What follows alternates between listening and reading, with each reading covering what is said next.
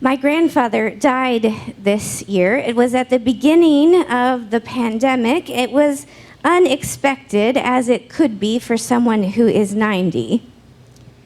And while it was a surprise, I knew what song he wanted to end his funeral with. His funeral ended to "We Are the Champions." That was the closing song. We are the champions. It delighted, and as people thought of it, didn't really surprise them. Once Kyle began to strum it, people smiled. And I don't think he picked "We Are the Champions" because it was like a theological statement. I think he picked it because it was a life mission statement. It was something he drove towards and worked towards, and not in a way that is at all obsessed with championships, but in a way that is detailed and intentional about growing and nurturing and coaching and inviting people to be the best that they can be. I like to imagine that if we had been in our home church in Plattsmouth, the church that he and my grandmother planted us in, and this community that had nurtured them and us, that this full room of folks remembering, laughing, grieving, giving thanks, with chairs set up in the back, that there would have been this audible, ah, and then this kind of energy lift among the whole gathered congregation as smiles crossed faces, and folks would have felt this. But because it was at the beginning of the pandemic, the room was limited to just my aunts and uncles and some of my cousins. Folks were sitting in other rooms listening on. And so what we mostly saw was streams of hearts and thumbs up across the live feed on Facebook. All of the shorthands are different right now. All of the rote memory, all of the paths we know, they're all changed. The strategies of taking casseroles, the strategies of showing up at funerals, the strategies of big hugs, well, we can't do anything like we are used to. Everything requires this extra level of thought, this extra level of care, this extra discernment about the balance of risk and the need to be present. And so even as we gather on this All Saints Sunday, we gather in our own unique sanctuaries with our own unique candles, and we keep what is essential in this work of remembering and this effort to not be alone. We're in this season that I feel has sort of enveloped us with this grief. Earlier this year, I spoke about it as ambient, this grief that is sort of everywhere. It's not just that we know the stories and the numbers and the statistics and the names from TV. The 220,000 plus Americans who have lost their lives in this global pandemic. Neighbors near and far around the world. Life cut short. It is this season of deep heaviness. And one of the gifts of being rooted in our spirituality, rooted in our faith, is that there are patterns that call us to be intentional. Every year we gather to remember what we are afraid of. See, All Saints is this tradition that comes from Northern European communities. It is woven through with Christianity, and it transcends centuries to us today. It was a time when people named what they were afraid of as the evening hours began to gobble up the daylight. And so they dressed as goblins and ghosts and things that made them worried and nervous and even death. the things we fear of losing people we love, the thing that we fear deeply, our own mortality. We're not always gifted in our culture at honoring, at naming grief, let alone our mortality. We would do anything to try and live forever. We would take any pill or put any serum on our face. We would do whatever needs to be done in order to not face what we fear most. We struggle with this space, and we do this intentionally. We do this intentionally so that it won't surprise us later. It doesn't sneak up on us and make us nervous. It doesn't catch us off guard. Today, we do it with intention, and the gift is we don't do it alone. See, when I think about my grandfather this season, I think about this stuff that we hold on to. The church has a history of relics, these little gifts from the past that people claim and hold on to that remind them of the people that they take courage in. If you travel to Europe, you can go into churches and cathedrals and you can find relics, literal little pieces of saints and sinners and folks that they thought would help them if they could just hold on to them, quite literally, a little bit. And in my 20s, I thought this was sort of ridiculous.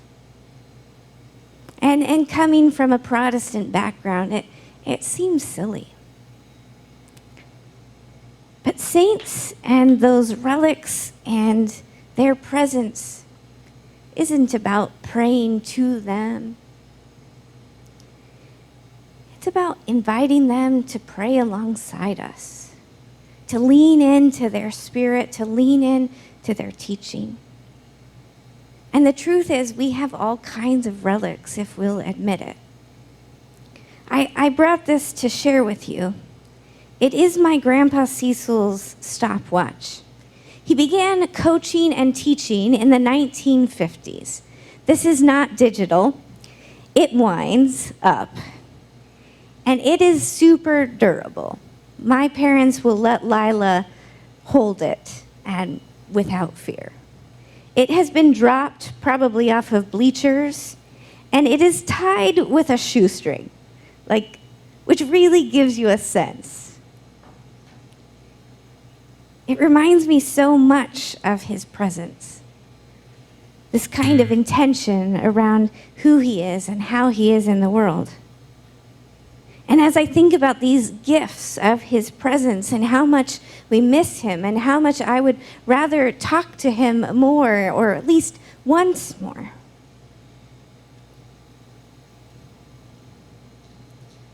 I think about all of the folks who come up and find me. And while he may have had a lot of state championships with his track and cross-country teams over 4 decades of teaching and coaching, nobody ever runs up to me and says, "Hey, I know your grandpa. He won a bunch of state titles in track and cross-country. Hey, I know your grandpa. He's in the Nebraska Coaching Hall of Fame." Nobody has ever said that.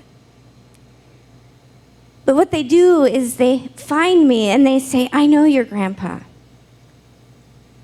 He bought me the first pair of new shoes I ever had in my life. I know your grandpa. He taught me how to do woodworking. He taught me in shop and gifted me with this chance to work. He was so proud that graduates from their programs were ready to take professional tests.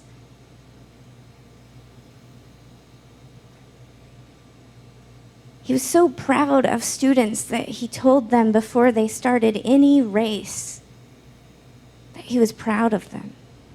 They hadn't won, they hadn't lost, and he told them that he was proud of them because for him, working hard was the most important thing of all. Working hard and following through. He could have won another state cross-country championship, but it would have meant that he said okay when my uncle wanted to quit football. He said, no, you finish what you start. He gifted everyone around him with this constant coaching and nurturing and love, this presence of warmth. And he was able to grow.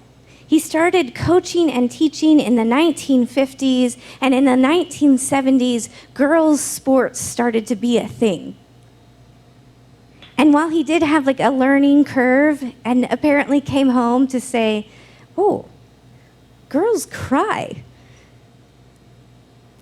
he stuck in there, coaching them all the way to state championships. He evolved with time. And when my youngest brother brought his boyfriends home, my grandpa asked him how they were, how their families were. He loved them too. It didn't hurt that the first boyfriend was actually a sports writer.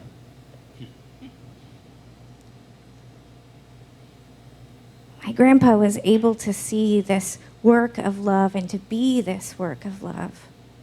For those who got to spend time with him, he would chat you into chatting. He'd listen as you shared, and the next time he saw you, whether it was a week later or a year later, he would remember and ask you about that thing or about that person or about that obstacle you were crossing. He and my grandmother showed up for everything. They've spent more time on bleachers and folding chairs than most people should ever care to. They not only showed up for their kids, but for their grandkids and their great-grandkids. And the thing about my grandpa is that he never had like this person that he struggled with, right? This administrator that was a problem. Or if he did, he never talked about it. It never bogged him down. And I thought for a minute, maybe he just wasn't involved in that way. But that's not true either. He fought for kids to be able to participate, to change the rules.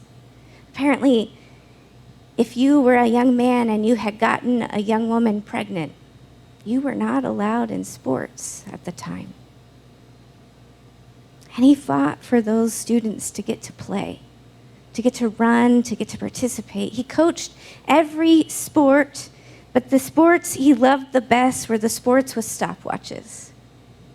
And I think there's some wisdom in that. This kind of measurement where you're bettering yourself, every time, that the race is not just against the people alongside you, the race is within you, this discipline, this work ethic. He gifted that to the people all around him. And so we take that.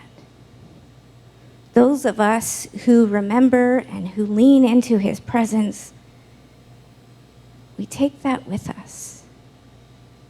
That's what this day is all about.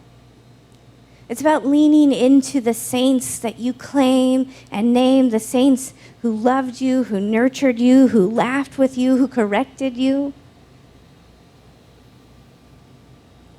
And so I invite you to hold on to your relics, to look around your sanctuary, to look with your mind's eye. Who are the people that are breathing life into you, breathing love into you, nurturing and giving you courage? We gather at All Saints Sunday to not only name that we miss them, that we love them, to acknowledge their presence that is with us still somehow in mystery, but we gather on All Saints so that we live well. This is a day when we remember our mortality, when we remember we are mortal, and we remember that each breath is a gift. And so in honor of those who have given so much to us.